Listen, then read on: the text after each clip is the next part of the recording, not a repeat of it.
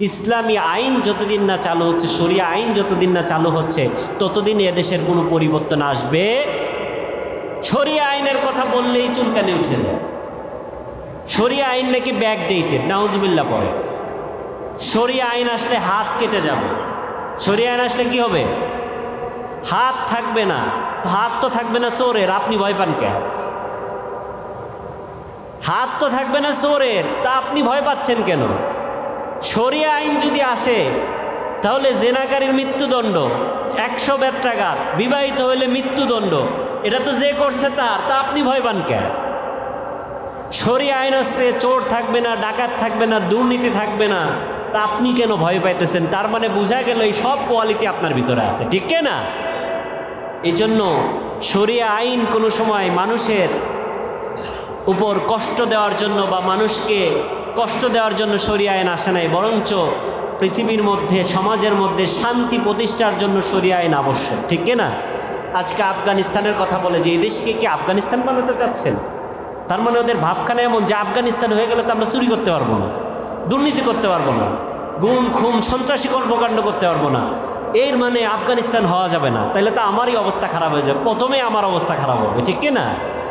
আজকে আফগানিস্তানে দেখেন, তালেবান ক্ষমতায় আসার পর থেকে কোনো বাপের বেটা আজ পর্যন্ত রাস্তায় ইফটিজিং করার সাহস পায়নি। একেবারে সাইজ করে দেবে, একদম সাইজ, কোনো কথা নেই। কিসের বিচার আছে? আর আগে ধরে সাইজ, তারপরে বিচার। This is call Afghanistan, this is call শরিয়া আইন। উল্টাপাল্টা করবেন, একজনকে ধরে নিয়ে গুম করে ফেলছেন, মেরে ফেলছেন, তারপরে আপনি বিভিন্ন লজিক টজিক দিয়ে আজ বাংলাদেশে চোরের পক্ষে উকিল আছে, ঠিক কি না? ওই দিন আমি অবাক হয়ে গেলাম, জিয়াউল আহসান যে র্যাবে ছিল, আপনারা জানেন, ব্রিগেডিয়ার জেনারেল, আর্মিতে ছিল, তারপরে র্যাবে আসছে আর নাকি, র্যাবে এসে পরে আবার আর্মিতে চলে গেছিল। সে সিরিয়াল কিলার, আমরা শুনেছি, এরশাদ শিকদার, এটা তো আপনাদের আমলে না, অনেক আগে। এরশাদ শিকদার নাকি মানুষ খুন করত, তার ওই যে বরফের কল ছিল এর ভিতরে নিয়ে তো হিসাব করলাম, খোঁজখবর নিলাম, কয়জনকে 30-40 জন মারছে। 30-40 জন মারার কারণে যদি এরশাদ শিকদার সিরিয়াল কিলার হয়ে যায়, তাহলে এই জিয়াউল আহসান নিজ হাতে 1030 জন মানুষকে হত্যা করছে।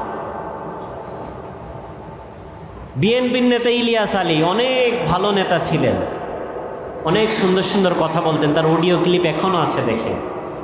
সে বলতো, এদেশটা আমরা যাই করি, এদেশটা মুসলমানদের দেশ, আমরা যাই করি ইসলামকে সাথে নিয়ে করবো। সুবহানাল্লাহ। এটাই তার কাল হয়ে দাঁড়িয়েছে। ইন্ডিয়ারা এটা সহ্য করতে পারে না, কারণ তারা চায় না যে এই দেশটা ইসলামিক রাষ্ট্র হয়ে যাক, ইসলাম নিয়ে এদেশ সামনের দিকে ফরওয়ার্ড করুক, এটা কখনোই আমাদের পার্শ্ববর্তী দেশ চায় না। এই জন্য যারাই ইসলামের পক্ষে কথা বলেছে, সে নিজেদের দলে হইলেও তাকে দেশ, এই পৃথিবী থেকে সরাইয়া দেওয়া হয়েছে। এই জিয়াউল আহসান একটা সরকারি দলের কর্মকর্তা হয়েও, একটা ডিফেন্সের কর্মকর্তা হয়েও, যার কাছ থেকে মানুষ ন্যায় শিখবে, সে মানুষগুলাকে মতের বিপক্ষে গেলে ধরে ধরে নিয়ে নদীতে সমুদ্রে চলে যেত। সমুদ্রে যাওয়ার পরে সে নিজেই রিমান্ডে স্বীকারোক্তি দিয়েছে, মাথায় গুলি করত। ও বলতো যে একেবারে ক্লোজলি আমি মাথায় গুলি করতাম, গুলি করার পরে ওই মগজটা ছিটে যখন আমার হাতে গরম রক্তটা লাগতো, আমার খুব ভালো একটা ফিলিংস আসতো। কি পরিমাণ বিকৃত মন মানসিকতার হইলে এই কাজগুলি করা যায়। আর তারাই কিন্তু আবার একের পর এক আপনাদের সামনে ইশতেহার দিবে, চামড়া ক্ষমতায় আসলে, নির্বাচনে আসলে এই করবো সেই করবো। আর আপনারাও বাঙালি, আল্লাহই জানে আপনাদের মাথায় কি বা আপনারা কোন আইডিওলজি ফলো করেন, আল্লাহই জানে। আল্লাহ তাআলা আমাদেরকে বুঝার তৌফিক দান করে। এই জন্য তাকওয়া অর্জন করতে হবে। আল্লাহ ভীতি যখন ভিতর থেকে আসবে, তখন কে নির্বাচিত হবে সেটা আপনার আর বলতে হবে না, ভিতর থেকে আল্লাহ ইলহাম করে দেবে, ঠিক না? এই জন্য তাকওয়াটা অনেক ইম্পর্টেন্ট, কারণ তাকওয়ার নির্দেশ দিয়েছেন একজন, তিনি কে? কোরআনের মধ্যে আল্লাহ তাআলা সূরা আল ইমরানের 102 নম্বর আয়াতে আল্লাহ তাআলা বলেন, ইয়া আইয়ুহাল্লাযীনা আমানুত্তাকুল্লাহা হাক্কা তুকাতিহি ওয়া লা তামুতুন্না ইল্লা ওয়া আনতুম মুসলিমুন। আল্লাহ তাআলা বলতেছেন, হে ঈমানদারগণ, তোমরা তাকওয়া অবলম্বন করো, তোমরা ভয় করো একজনকে, তিনি কে? তোমরা আল্লাহকে ভয় করো যেমনভাবে আল্লাহকে ভয় করা দরকার। আর মৃত্যুর আগে অবশ্যই খাঁটি মুসলমান হয়ে মরবা, মুসলমান না হয়ে মরবা না। খাঁটি মুসলমান হইতে হবে। খাঁটি মুসলমান মানে কি? ধর্মনিরপেক্ষ রাজনীতি করে আল্লাহর বিরুদ্ধে গিয়ে, শরিয়া আইনের বিরুদ্ধে গিয়ে খাঁটি মুসলমান আপনি হয়ে যাবেন তো নাকি? সম্ভব? সম্ভব? সারা জীবন আমি অবাক হয়ে যাই, মাঝে মধ্যে দেখি, এই যে আমাদের লাঙ্গলবাদেই দেখলাম প্রচণ্ড মারামারি লাগছে, একজনের ধরে খুব মারামারি, দৌড়ে একটা ঘরে ঢুকছে। ঢোকার পরে আমি জিজ্ঞেস করলাম, আমাদের এলাকারই ছোট ভাই ব্রাদাররাই মারতেছে। আমি বললাম যে কি খবর, কি হয়েছে? কারে ভাই কোয়েন না, ও আমার ওই নেতারে গালি দিছে, তো ওই নেতারে গালি দিছে এই জন্য মারতেছে। আমি ও আচ্ছা, তাহলে আদর্শ সৈনিক, ওই নেতার আদর্শ সৈনিক। তখন আমি মনে মনে চিন্তা করলাম, একটা নেতাকে গালি দেওয়ার কারণে তাকে মার, এমন মায়ের পুরো দল গুছিয়ে গেছে, একটা ঘরের মধ্যে ঢুকছে বেচারা। ঠিক আছে, যদিও বকাবাজি এগুলো কোনো সময় উচিত না, কিন্তু জাস্ট আমি বুঝাচ্ছি কি হয়েছে। তো আমি বললাম, আমি মনে মনে ভাবতেছি, আহারে এই নেতাদের একবার গালি দিছে, নেতার এত ভালোবাসা যে সবাই মিলে মারতে চলে আসছে, অথচ এই বাংলার জমিনে আমার বিশ্বনবীকে যে কত গালি দেওয়া হইলো, তখন তো এদের একটাও মিছিল করতে দেখলাম না। একবারও তো বলতে শুনলাম না যে তুই আমার বিশ্বনবীরে গালি দিলি কেন, তোর বাংলাদেশে থাকার অধিকার নাই, ওর বিরুদ্ধে জিরো টলারেন্স জারি করছে, এমন হয়েছে? খালি দেখছেন হুজুররা একটু মিছিল মিটিং করে। তাহলে এই যে আপনি নেতা কারে বানাইলেন? প্রকৃত নেতা কে? যাকে গালি দিলে আপনার হৃদয়ে লাগে, কলিজায় লাগে, যাকে গালি দিলে আপনি সব কিছু বাদ দিয়ে ওরে মারতে চলে যান, ওই আপনার প্রকৃত নেতা। মরার পরে ওর ভাগেই আপনি যাবেন, বিশ্বনবীর ভাগে যাওয়ার সম্ভাবনা নাই। আমরা সারা জীবন এই দল সেই দল করি, সারা জীবন ইসলামের বিরুদ্ধে, কোরআনের বিরুদ্ধে কথা বলি, মারা যাওয়ার পরে বিসমিল্লাহি আলা মিল্লাতি রসুল মানে কি?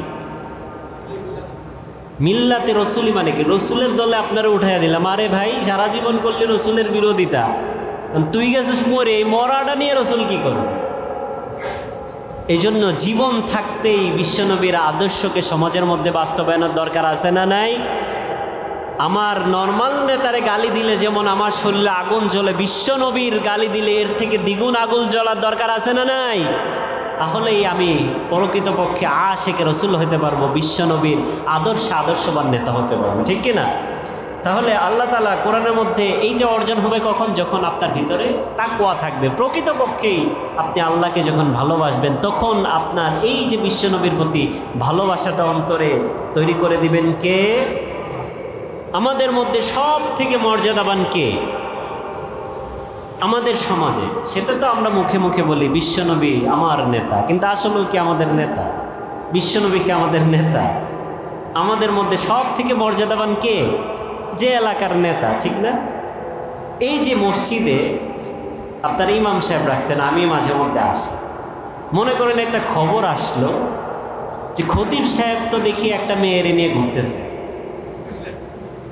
মনে করেন, অথবা আপনি একটা ভিডিও দেখলেন যে আমি বসে বসে সিগারেট খাইতেছি। এই পরেশ ভাইকে আমাকে আর বলবেন যে হুজুর আগেই ফোন করে দিবেন, আমার আসারও দরকার নেই, হুজুর আপনি তো থাকবেনই, আপনার বিরুদ্ধে উল্টে আমরা ব্যবস্থা নিতেছি, ঠিক কিনা? আপনি আমাদের সাথে এতদিন ধোঁকাবাজি কেন করবেন? তা আমি কয়জনের নামাজ পড়াইতেছি, আমি কয়জনের নেতা এখানে? দেশ মানে মনে করেন যে এক এক মসজিদে এক এক রকম, কেউ 2000 5000 মসজিদে লোকজন আসে, এদের নেতা। কিন্তু একটা সমাজে, একটা থানায় যে চেয়ারম্যান হইল, সে কতজনের নেতা? অনেকজনের না? একটা দেশের প্রেসিডেন্ট যে হইল, কতজনের নেতা হইল? বাংলাদেশে 18-20 কোটি মানুষ, 20 কোটি মানুষের নেতা। একটা ইমাম সাহেব যে ধরেন 10-15 জনের নিয়ে নামাজ পড়ায়, একে আপনারা এত জাস্টিফাই করতেছেন, তার বউ পর্দায় থাকতেছে কিনা, হুজুর ঠিক আছে কিনা, বিড়ি সিগারেট খাই কিনা, সব চাল চলন ঠিক, এত কিছু দেখিয়ে জাস্ট খালি নামাজটা পড়ায় দিন। আর আপনার সারা জীবনের দায়িত্ব যেই নেতার উপরে দিলেন, তার তো খোঁজখবর নিলেন না, এই নেতার বউ পর্দায় থাকে কিনা, এই নেতা টেন্ডারবাজি করে কিনা, দুর্নীতি করে কিনা, গুম খুনের সাথে জড়িত কিনা, এই নেতার ক্যারেক্টার কেমন, এই খোঁজ আমরা নেই না, ঠিক কিনা? এই জন্য আমরা মর্যাদাবান বানাইছি তাদেরকে, এই জন্য দিন দিন আমাদের কপালে যত ভোগান্তি শুরু হয়ে গেছে, ঠিক কিনা? এই জন্য সমাজের মধ্যে বা যে নেতা হবে তাকে ইমামের মতো, যেমন ইমামকে নির্বাচন করেন, ওই নেতাকেও যদি আপনারা ওইভাবে দেখে শুনে নির্বাচন করতে পারেন তাহলেই সমাজের মধ্যে শান্তি ফিরবে, ঠিক কিনা? এই জন্য আল্লাহ তাআলা বলছেন সমাজের মধ্যে সব থেকে সম্মানিত ব্যক্তিকে আমরা তো মনে করি যে নেতা সেই সব থেকে সম্মানিত, ঠিক কিনা? আমরা নেতাকে সম্মান করি আর নেতাও মনে করে বা আমাকে সম্মান করতেছে খুব ভালো, ঠিক কিনা? এরকম আছে না নাই? কিন্তু প্রকৃতপক্ষে এই যে নেতারে সম্মান করলাম, এই সম্মানটা কেন ক্ষমতা আছে তাই। আমি যদি সালাম না দিই পিছন ফিরে করবে এইদিকে তোর বাপের নাম কি সালাম দিলি না কেন, ঠিক কিনা? এরকম করবে কিনা? তার মানে ক্ষমতার দাপটে আসসালামু আলাইকুম, কিন্তু ভিতর ভিতরে ওর প্রতি রাগ গুসা ক্ষোভ, ঠিক কিনা? ক্ষমতায় আছে সালাম দিলাম এই দিক দিয়ে, ক্ষমতা থেকে গেলে সালাম হবে উল্টা, ঠিক কিনা?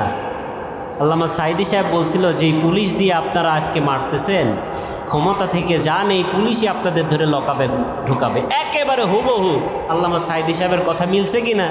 মিলছে কিনা? এই জন্য আল্লাহ তাআলা বললেন ইন্না আকরামাকুম ইনদাল্লাহি আতকাকুম, তোমাদের মধ্যে সব থেকে সম্মানিত ওই ব্যক্তি যার সব থেকে বেশি তাকওয়া, যে তাকওয়াবান, সুবহানাল্লাহ, যার তাকওয়া বেশি, আল্লাহর প্রতি অগাধ বিশ্বাস, আল্লাহকে যে ভয় করে বেশি, সেই আল্লাহর কাছে সব থেকে বড় তাকওয়াবান। তাকওয়া জিনিসটা এমন, আপনি নির্জনে একা আছেন, যেখানেই থাকেন, যে কোনো একটি কাজ করতেছেন, কেউ দেখতেছে না, কিন্তু আপনার ভিতরে যদি তাকওয়া থাকে আপনি চিন্তা করবেন আমাকে দেখছে একজন, তিনি কে? আল্লামা তকি উসমানী, নাম শুনছেন? নাম শুনছেন? পোলাপান, যুবক পোলাপান তো নাম শুনে নাই, কারণ এরা নাম জানে রোনালদো, মেসি, নেইমার, যদি বলিও 14 গোষ্ঠী সুদ্ধা কয়ে দিতে পারবে, ঠিক কিনা? যদি বলি শাহরুখ খান, সালমান খান, বা হুজুর আমার পরিচিত, অনেক পরিচিত, মনে দেখা করছে কয়েকটা, সব ডিটেলসে বলতে পারবে, ঠিক কিনা? কিন্তু যদি কোনো ইসলামিক স্কলারের নাম বলি শেষ। তার মানে এভাবেই আস্তে আস্তে আস্তে আস্তে আমাদেরকে ইসলাম থেকে দূরে নিয়ে যাওয়া হচ্ছে, ইসলামী পরিভাষাগুলোকে হাস্যকর বানানো হচ্ছে, আর ইসলামী কিছু পরিভাষাকে বাদও দিয়ে দেওয়া হচ্ছে। কেমন? খলিফা শব্দটা অনেক গুরুত্বপূর্ণ, একটা মুসলিম রাষ্ট্রের যে প্রধান হবে তাকে কি বলা হবে?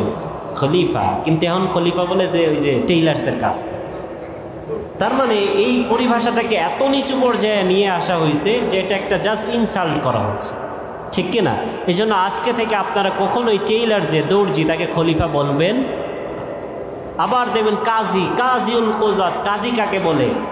কাজীউল কুজাত এটা হচ্ছে এমন একটা পদ, সুপ্রিম কোর্টের প্রধান, যে প্রধান চিফ জাস্টিস, যে তাকে আরবিতে বলে কাজীউল কুজাত।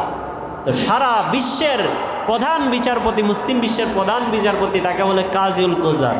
আর যারা এমনি নর্মালি দেশগ্রামের কোর্টে যারা বিচারপতি থাকতো তাদেরকে বলে তো কাজী। আর এখন এই কাজী নিয়ে লাগাইছে ঘটকের সাথে, যে বিয়ে পড়া, যারা দিলেই মানুষ হাসে, ঠিক কি না? এটারে বানাইছে কাজী, যাতে সবাই ইসলামের পরিভাষাগুলোকে নিয়ে মজা করতে পারে, নাউজুবিল্লাহ পড়ে। তো এই হচ্ছে আমাদের অবস্থা। তাহলে ইসলাম হাস্যরসের বিষয় না, ইসলাম এসেছে এই পৃথিবীর বুকে শান্তি প্রতিষ্ঠা করার জন্য, ঠিক কিনা? তো মাওলানা তাকি উসমানী হাফিজাহুল্লাহ তিনি একবার আমেরিকা সফরে গেলেন। আমেরিকা সফরে যাওয়ার পরে তিনি নাসার হেডকোয়ার্টারে গেলেন। তিনি অবাক হয়ে গেলেন যে এখান থেকে আকাশে রকেট পাঠানো হয়, সেখানে গিয়ে বিজ্ঞানীরা গবেষণা করে, উপরে গিয়ে গবেষণা করে, মহাবিশ্ব নিয়ে, মহাকাশ নিয়ে গবেষণা করে, বিশাল বড় এরিয়া নিয়ে জায়গাটা, কিন্তু কোনো ধরনের নিরাপত্তা কর্মী নাই, কেউ নাই, জাস্ট কাচের গ্লাসের মধ্যে বসে বসে ওরা কাজ করতেছে, দূর থেকে দেখা যাচ্ছে। তো তিনি অবাক হয়ে গেলেন যে কী ব্যাপার, এখানে নিরাপত্তা কর্মী নেই, যে কোনো সময় তো হামলা হইতে পারে। তো তিনি বাউন্ডারি ক্রস করে হাঁটতে হাঁটতে হাঁটতে হাঁটতে ওই কাচের গ্লাসের সামনে চলে গেলেন, যেখানে ভিতরে বসে সবাই কাজ করতেছে। কাচের গ্লাসের সামনে গিয়ে উপরে তাকায় দেখলেন ওখানে লেখা you are waste, you are waste. তার মানে এই বাউন্ডারির মধ্যে থেকে তুমি যখন ঢুকে পড়ছো, তোমাকে সার্বিক তত্ত্বাবধান করা হচ্ছে সিসি ক্যামেরার মাধ্যমে। আল্লামা তাকি উসমানী বললেন যে এটাই তো আমার আল্লাহ তাআলা বলছেন কোরআনে আরো 1400 বছর আগে, ইন্নাল্লাহা খাবীরুম বিমা তা'মালুন, তোমরা যা করতেছো সব কিছু পর্যবেক্ষণ করা হচ্ছে, সব কিছুই দেখছেন একজন, তিনি কে? এই যুগ বিজ্ঞান যত ফরওয়ার্ড করতেছে, যত আধুনিক হচ্ছে, মডার্ন হচ্ছে, আল্লাহ তাআলাকে চিনা আমাদের জন্য আরো বেশি সহজ হয়ে যাচ্ছে। সুবহানাল্লাহ। সিসি ক্যামেরা দেখলে আপনার সমস্ত অপরাধ বন্ধ হয়ে যায়। 24 আওয়ার্স আল্লাহ তাআলা আমাদেরকে দেখতেছে, অপরাধ বন্ধ হইল না, তার মানে আমরা আল্লাহরে বিশ্বাস করি না, ঠিক কি না? তার মানে আল্লাহর চেয়ে সিসি ক্যামেরার প্রতি আমাদের বিশ্বাসটা বেশি, ঠিক কি না? এই জন্য তাকওয়া সব থেকে বড় বিষয়। আপনার যদি তাকওয়া থাকে, অপরাধ প্রবণতা আপনার কমে যাবে। যদি তাকওয়া থাকে, আপনি ওই যে ফাইলে সাইন মারবেন না, কেউ নাই। ওই যে মাঝে মধ্যে ভিডিও বের হয় না, সে টেবিলের নিচ দিয়ে ঘুষ দিছে, তাও সিসি ক্যামেরায় ধরা পড়ছে। তাহলে যদি তাকওয়া না থাকে, টেবিলের নিচ দিয়ে, উপর দিয়ে, যেই দিক দিয়েই হোক, ও চেষ্টা করবেই দুর্নীতি করার, ঘুষ খাওয়া, ঠিক কি না? এই জন্য আল্লাহ তাআলা আমাদের সকলকে তাকওয়াবান বানাক, আমাদের অন্তরটাকে, হৃদয়টাকে তাকওয়া দিয়ে আল্লাহ তাআলা পরিপূর্ণতা দান করুন। সকলে পড়ি আমিন। আমরা যেন সবাই তাকওয়াবান হইতে পারি, খাঁটি মুসলমান হইতে পারি, আল্লাহ তৌফিক দান করুন। মধ্যে একটা বন্ধুর অনেক সম্পত্তি ছিল। আল্লাহ তাআলা নিজেই বলতেছেন যে আমি তাকে অনেক নেয়ামত দিয়েছিলাম, আঙ্গুরের বাগান, খেজুরের বাগান। মনে করেন এই যুগ হইলে আল্লাহ তাআলা বলতো যে পেঁয়াজের চাষ খুব বেশি দিছি আমি ওকে, পেঁয়াজ, পাট, এগুলা খুব বেশি দিছি একজনকে। ওই যুগে আঙ্গুর খেজুর ছিল, এই জন্য আঙ্গুর আর খেজুরের কথা বলছি। আর আরেকজন ছিল, তাকে আমি খুব কম দিয়েছি, অল্প স্বল্প দিয়েছি। তো যাকে বেশি দিয়েছি, যখন সিজন চলে আসলো, এই যে পেঁয়াজের সিজন যখন আসে, যে আমার তো অনেক পেঁয়াজ, এবার বিক্রি করে অনেক টাকা পয়সা ইনকাম করবো, আমার টাকা পয়সার ধারে কাছে আর কেউ থাকবে না, এরকম একটা মন মাইন্ড ছিল ওই যার বেশি ছিল। তো সেরকম অহংকার প্রদর্শন করলো ওই যে যার কম ছিল তার সাথে, যে তোর কি আছে, আমার আঙ্গুরের বাগান, বিঘার পর বিঘা আঙ্গুরের বাগান, হাজার হাজার খেজুর গাছ, আমার টাকা পয়সা, বাড়ি গাড়ি সব কিছু আছে, সন্তানাদি দিয়ে ভরপুর। এরকম অহংকার করতে করতে যখন ফসল উঠানোর সময় চলে আসলো, আগামীকালকে ফসল উঠাবে, আজকে রাত্রে রওনা হবে, আর কি রওনা দিয়ে সকালবেলায় যাবে। তো ওই যে যার কম ছিল, উনি আবার খুবই কৃতজ্ঞ ছিলেন। তিনি ওনাকে বলতেছিলেন যে এইভাবে অকৃতজ্ঞ হওয়া ঠিক না, এটা আল্লাহ আপনাকে দিছে, আল্লাহ শুকরিয়া আদায় করে। তো সে শুকরিয়া আদায় করতো না, বলতো যে এটা আমি কামাই করছি, এটা আমার জিনিস, এবং আমি আশা করি মারা যাওয়ার পরে এর থেকে আরও বেশি পাব। তার মানে সে দুনিয়ার যেহেতু তার বেশি, সে মনে করতেছে মারা গেলেও আমি বেশি পাব। তো এখনও দেখবেন যে অনেকেই আছে যে নামাজ কালামের খবর নাই, ইসলাম নামটাই শুনতে পারে না। যারা ইসলামী রাজনীতি করে বা ইসলামের পথে থাকতে চায়, চলতে চায়, এদেরকে ইসলামপন্থী আর মৌলবাদী বলে গালি দেয়, আছে না নাই? এই লোকগুলি আবার বলে আমরা নাকি সবাই, ওরা নাকি সবার আগে আগে জান্নাতে যাবে। তাহলে তো সবাই জান্নাতে যাবে, তাই জাহান্নাম আল্লাহ কেন বানায়, ঠিক কি না? তো ওই ব্যক্তির মতো ওই আরেকটা ফ্রেন্ড ছিল তার মতো, সে বলতো যে আমার কোটি কোটি টাকার সম্পত্তি দুনিয়াতেই আছে, মারা গেলে তো আল্লাহ আরও বেশি দেবে, আল্লাহরে মানি আর না মানি সেটা ওর কোনো খবর নেই। তো সকালবেলায় পরেত, আপনাদের দিকে কি বলে, পরেত বলে, পরেত বা জন্টন নিয়ে গেছে তার আঙুর বাগানে আঙুর কাটতে। তো যাওয়ার পরে দেখে যে যতটুকু হাঁটতেছে আঙুর বাগানের ভিতরে, মানে ছাই আছে না, খড়কুটা ছাই হয়ে রয়েছে।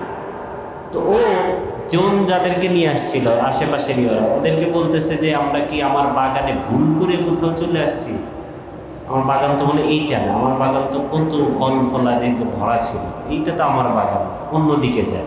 তো যেদিকেই যাই সেদিকেই দেখে এই অবস্থা, মানে আগুনে, রাত্রে আগুন এসে একেবারে সব ধুলিস্যাৎ করে ফেলছে, পুরো এক খড়কুটা বানিয়ে গেছে। তারপরে যখন বুঝতে পারলো এটা আমারই বাগান এবং আমার অহংকারের কারণে আজকে আমার এই অবস্থা হয়েছে, তখন সে অনেক আফসোস করতে লাগলো। কিন্তু এখন আফসোস করে কোনো লাভ হবে? আর ওই যে বন্ধুটা ছিল কম, কিন্তু শুকরিয়া আদায় করেছে কার? আল্লাহ তাআলা তার বরকত দান করছেন, সুবহানাল্লাহ। এই জন্য সবসময় শুকরিয়া আদায় করবো কার? আল্লাহ। তাহলে এই শুকরিয়া আদায় করতে হলে আমাদের সর্বপ্রথম যে জিনিসটা শিখতে হবে, এবং আজকের সবথেকে গুরুত্বপূর্ণ বিষয় যেটা নিয়ে আলোচনা করতে চাচ্ছি, সেটা হচ্ছে তাকওয়া। নাম কি? তাকওয়া অর্থ কি? What is the meaning of তাকওয়া? জানেন আপনারা তাকওয়া অর্থ কি? যেটা বলে না, তোমাকে তাকওয়া অর্জন করতে হবে আল্লাহ। তাকওয়া মানে হচ্ছে আল্লাহর প্রতি আনুগত্য এবং আল্লাহকে ভয় করা। নামাজ একটা ইবাদত, রোজা একটা ইবাদত, মোটামুটি সব কিছুই দেখা যায়। একজন নামাজ পড়তেছে, আপনি দেখতেছেন, রোজা রাখতেছে, তাও বোঝা যায়, মুখ টুক শুকায় গেছে, কষ্ট, ক্ষুধার কষ্ট। হজ করতে গেছে, দেখছে, জাকাত দিচ্ছে, জানতে পারা যায়। কিন্তু তাকওয়া এমন একটা বিষয় ব্যক্তি নিজেই জানে। তাকওয়া মানুষের হৃদয়টা হচ্ছে কবরের মতো। কিসের মতো? কবরের মতো। মানুষের হৃদয়টা কি? একটা কবর। কবরের ভিতর যেমন কি চলতেছে কেউ জানে না, একটা মানুষের ভিতরে কি চলতেছে ও ছাড়া আর আল্লাহ ছাড়া কেউ জানে না, ঠিক কি না? তো এই যে এই ভিতরে যে তাকওয়াটা, এই তাকওয়া মানে আল্লাহর ভয় ভিতর থেকে যে করবে, ওইটাই হচ্ছে প্রকৃতপক্ষে তাকওয়া। হযরত উমর রাদিয়াল্লাহু তাআলা আনহু উবাই ইবনে কাব রাদিয়াল্লাহু তাআলা আনহুকে জিজ্ঞেস করছিলেন, মা হুয়া তাকওয়া? তাকওয়া কি? উবাই ইবনে কাব রাদিয়াল্লাহু তাআলা আনহু বলেছিলেন, আমা সালাকতা তরিকান যা শাউ? তুমি কি এমন রাস্তাতে হাঁটছো যে রাস্তায় কাঁটা যুক্ত, চতুর্দিকে মনে করেন বড়ই গাছ, এখনকার বড়ই গাছ, চতুর্দিকে কাঁটা, বা এমন একটা রাস্তা যেখানে যাইতে গেলে হয়তো আপনার জামা কাপড় ছিঁড়ে যাবে, অথবা ময়লা রাস্তা। এই যে আপনারা আসছেন, এদিকে কাদা কুদা আছে না? কিভাবে আসছেন আপনারা? ওই আপনার জুব্বা বা লুঙ্গি যেভাবে ছিল ওভাবে রেখে দিয়েছেন, নাকি একটু উঁচা করে সুন্দর করে পরিপাটি করে আসছেন যাতে কাদাটা না লাগে, ঠিক না? তো উবাই ইবনে কাব রাদিয়াল্লাহু তাআলা আনহু উমর রাদিয়াল্লাহু তাআলা আনহুকে বললেন, আপনি কি কখনো এরকম ময়লাযুক্ত বা কাঁটাযুক্ত রাস্তায় হাঁটছেন? উমর রাদিয়াল্লাহু তাআলা, না, হ্যাঁ আমি হাঁটছি এরকম জায়গায়। তো তিনি বললেন, ফামাযা সনাত? ওই রাস্তাতে যখন চলছো তখন তুমি কি করছো? তো উমর রাদিয়াল্লাহু তাআলা বলছেন, ইস্তামারতু ওয়াস্তাহাবতু শাম্মারতু ওয়াস্তাহাবতু, আমি আমার কাপড়গুলোকে গুটিয়ে পরিপাটি হয়ে গিয়েছি যাতে কোনো ধরনের কাদা বা কাঁটা বা ময়লা আমার জামায় না লাগে।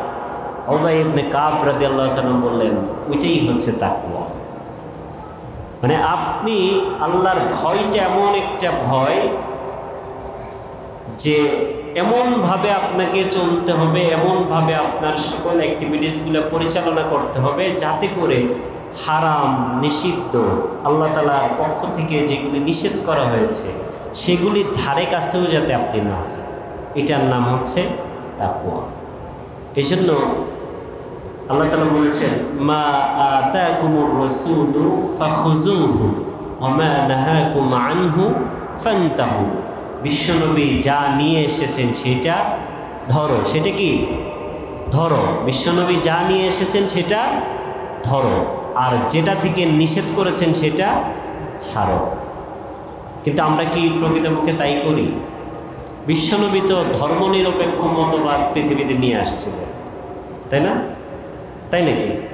ধর্মনিরপেক্ষ মতবাদ নিয়ে আসছিলেন। পৃথিবীর কোনো ধার্মিক ব্যক্তি, সে মানে এনি রিলিজন, যে কোনো ধর্ম সে ফলো করতে পারে।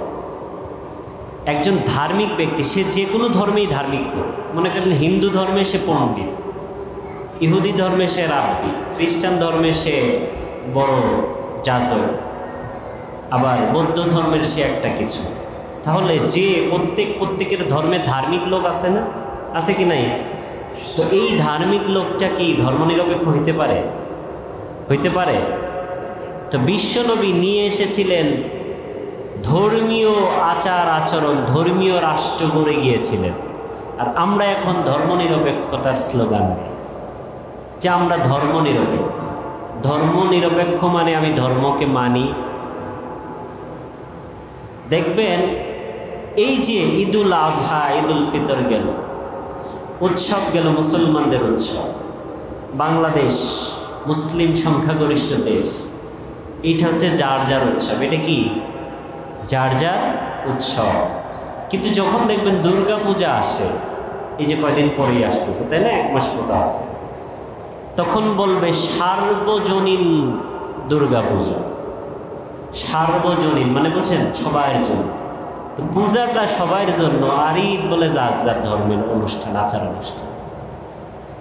তো অনেক সময় প্রত্যেকটা এক একটা শব্দ এক একটা সংজ্ঞার ডেফিনেশনে অনেক কিছু বুঝায় দেয়। এটা মুসলিম সংখ্যাগরিষ্ঠ দেশ, তারপরেও আমরা সার্বজনীন ঈদ উল ফিতর করতে পারি নাই, কিন্তু সার্বজনীন দুর্গা পূজা হয়েছে, ঠিক না? এটাকে আমরা ধর্মভিত্তিক রাষ্ট্র করতে পারি নাই, কিন্তু ধর্মহীন সেকুলার রাষ্ট্র হয়েছে। আজকে বড় বড় ব্যক্তিরা এই কথা বলে যে আমার দেশটা, আমরা ক্ষমতায় গেলে, আমরা এখানে এটা করতে পারলে, আপনারা যদি নির্বাচিত করেন, আমরা ধর্মহীন রাষ্ট্র প্রতিষ্ঠা করব, সবার সমান অধিকার দেব। তা আপনিও তাদের কথা শুনলেন, তাদের সাথে গেলেন। কিয়ামতের মাঠে আল্লাহ যদি জিজ্ঞেস করে যে আমি কি ধর্ম দিই, এটা তো 3 নম্বর প্রশ্ন। কিয়ামতের কবরেই তো আপনার এই প্রশ্নটা করবো, ওমা দিন, তোমার দিন কি? তখন যদি আপনি বলে ফেলেন যে আমার দিন ধর্মনিরপেক্ষ, তোর মায়ের আছে না নাই? সব বুঝি, কিন্তু এগুলি মাথায় ঢোকে না। আমরা মনে করি দুনিয়ায় শেষ। আমরা কিন্তু উপর দাড়ি টুপি, উপর ভদ্র, কিন্তু ভিতর কিন্তু সেই মক্কার মুশরিক কাফেরদের মতো। বিশ্বনবীকে মানত, বিশ্বনবীর নামও দিয়েছিল আল আমিন, যাকে বিশ্বাস করা যায়। আল আমিন নামের অর্থ কি? বিশ্বাসী, ঠিক না? তো মক্কার মানুষরা বিশ্বনবীর কাছে এত কিছু, এতই বিশ্বাস করতো বিশ্বনবীকে, যে নামই দিয়ে দিছে আল আমিন, উপাধি আল আমিন। এই আল আমিন উপাধিটা কি বিশ্বনবীর নিজের পরিবার দিছে, নাকি মক্কার মুশরিকরা দিছে? মক্কার মুশরিকরা। বিশ্বনবী একবার একটা পাহাড়ের মধ্যে দাঁড়ালেন, দাঁড়ানোর পরে মক্কার কুরাইশ সবাইকে ডাকলেন যে তোমরা সব এদিকে আসো, তোমাদের সাথে কিছু কথা আছে। ডাকার পরে বিশ্বনবী বললেন, আমি যদি বলি এই যে পাহাড়ের পিছনে, জাবালে নূর পাহাড়ে, এই যে পাহাড়ের পিছনে তোমরা যেটা দেখতে পাচ্ছ না, আমি যদি বলি পিছন থেকে একটা সৈন্যবাহিনী তোমাদের জন্য, তোমাদেরকে আক্রমণ করার জন্য প্রস্তুত হয়ে আসতেছে, তোমরা কি এটা বিশ্বাস করবা? সবাই এক বাক্যে উত্তর দিল, অবশ্যই বিশ্বাস করবো, কেন নয়, কারণ আমরা আপনাকে আল আমিন, সিদ্দিক, মহা পরম বিশ্বাসী বলে আমরা চিনি। কিন্তু বিশ্বনবী যখন বললেন যে আমি তোমাদেরকে এক আল্লাহর প্রতি আহ্বান করতেছি, তাওহীদের প্রতি আহ্বান করতেছি, আল্লাহ ছাড়া কোনো মাবুদ নাই, লা ইলাহা ইল্লাল্লাহ, তখন আবুল আহাব বলল, আলিহাযা জামাআতানা, এই জন্যই কি আমাদেরকে একত্রিত করছে? তুমি তোমার ধর্মের দাওয়াত দেওয়ার জন্য একত্রিত করছো? দেখেন, একটা বিশ্বাসী মানুষ, পাহাড়ের ওই পাশে সৈন্যবাহিনী দেখা যাচ্ছে না, এই কথাকে বিশ্বাস করবে, কিন্তু এক আল্লাহ, তাওহীদের কথা, মূর্তি পূজার বিরুদ্ধে কথা বলছে, এইটা আর তাদের বিশ্বাস হয় না, ঠিক না? এখন হুজুররা যখন পরে 5 ওয়াক্ত নামাজ পড়তে হবে, দান দিন করতে হবে, হজ করতে হবে, নামাজ রোজা করতে হবে, মানুষের সাথে ভালো ব্যবহার করতে পারে, সব ঠিক আছে, কিন্তু যখনই হুজুররা বলবে যে এই দেশটা ইসলামিক রাষ্ট্র হবে, দেশের প্রেসিডেন্ট হবে একজন ইসলামিক প্রেসিডেন্ট, মুসলিম প্রেসিডেন্ট, যে এই দেশে শরিয়া আইন কায়েম করবে, তখন বলে আমরা আর হুজুর মানি না, হুজুররা ইসলামপন্থী আর মৌলবাদী, ঠিক না? এই হচ্ছে বর্তমান বাংলাদেশের অবস্থা। শ্রীলঙ্কাতেও বিপ্লব হইল, বাংলাদেশেও বিপ্লব হইল। শ্রীলঙ্কা আজকে অনেক এগিয়ে গিয়েছে। তার কারণ কি জানেন? কারণ শ্রীলঙ্কার শাসকরা ছিল দুর্নীতিবাজ, কিন্তু জনগণরা ভালো ছিল। কিন্তু দুঃখের বিষয়, আমার বাংলাদেশে শাসকও দুর্নীতি, জনগণও একই, সব এক। এই জন্য এ দেশের কোনো উন্নতি নাই। এই জন্য তাকওয়া, আল্লাহ ভীতিটা সবথেকে বড় বিষয়। আজকে যদি আপনার ভিতরে, সবার ভিতরে, প্রত্যেকটা মুসলিম যদি প্রকৃত মুসলিম হইতো, তাকওয়াবান হইতো, তাহলে এই দেশে কোনো ধরনের ধর্মনিরপেক্ষ, যারা আল্লাহরে বিশ্বাস করে না, শরিয়া আইনে যারা বিশ্বাস করে না, তাদের এ দেশে থাকার কোনো অধিকার ছিল না, ঠিক না? দেশের নাগরিক হিসেবে থাকবে, কিন্তু দেশ চালানোর জন্য তাদের কোনো ধরনের বৈধতা দেশে থাকার কথা ছিল না, ঠিক না? কিন্তু আজ তারাই ক্ষমতায় গিয়ে একের পর এক ইসলাম বিদ্বেষী, ইসলামের বিরুদ্ধে যত সব আইন কানুন, নিয়ম কানুন দেখাচ্ছে। আজকে এই বাংলাদেশে সমকামিতার বিরুদ্ধে কথা বলায় ডক্টর সরোয়ার আহমেদ এবং আসিফ মাহতাবকে এক সমকামী হত্যার হুমকি দিছে, নাউজুবিল্লাহ পড়ে। কিছু সুশীল আবার এই যে হত্যার হুমকি দিল তার বিরুদ্ধে না গিয়ে ডাক্তার সরোয়ার এবং আসিফ মাহতাবকে বলতেছে যে আপনাদেরই ভুল হয়েছে, আপনারাই মাফ চান। নাউজুবিল্লাহ পড়ে। আমি কোন দেশে আসলাম? সমকামী আপনারা বুঝেন, একটা মানুষ নাউজুবিল্লাহ পড়ে না গিয়ে। মানুষের তিনটা কোয়ালিটি মানুষের মধ্যে, নারী, পুরুষ, হিজড়া। তারপরে তারা কনসেপ্ট তৈরি করলো ট্রান্সজেন্ডার। ট্রান্সজেন্ডার মানে কি জানেন? বিশ্বনবী আজ থেকে 1450 বছর আগেই বলে গিয়েছিল পৃথিবীর কিয়ামতের আগে একটা জিনিস ঘটবে, সেটা হচ্ছে মানুষের আকৃতির বিকৃতি হয়ে যাবে। আকৃতির বিকৃতি মানে কি? আপনার ফেসটা কুকুরের মতো হয়ে গেল, শুয়োরের মতো হয়ে গেল, এটা তো হবে, এটা আরেকটু পরে। কিন্তু বায়োলজিক্যালি আপনার আকৃতি পরিবর্তন, একটা ছেলে মেয়ে হয়ে যাচ্ছে। ইলন মাস্ক নাম শুনছেন আপনারা? স্পেস এক্স নাম শুনছেন না? আকাশে রকেট পাঠায়, তারপরে ওদের এই যে গাড়ি আছে। ওনার ছেলে থেকে মেয়ে হয়ে গেছে।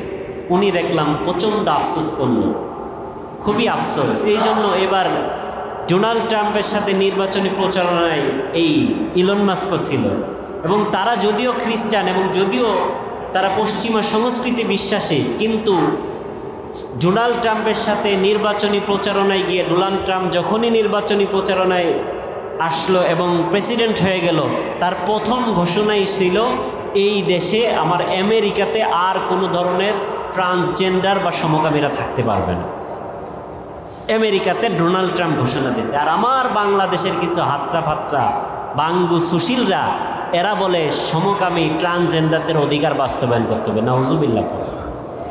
কি পরিমাণ বিকৃত রুচি একটা মানুষের হইলে লেসবিয়ান, ট্রান্সজেন্ডার, এগুলি তো বলতেও খারাপ লাগে। আপনারা গুগলে সার্চ করে দেখে নেবেন, একটা পুরুষ মানুষ এ বলে মহিলা হয়ে যাবে, কি এক আজীব কাহিনী।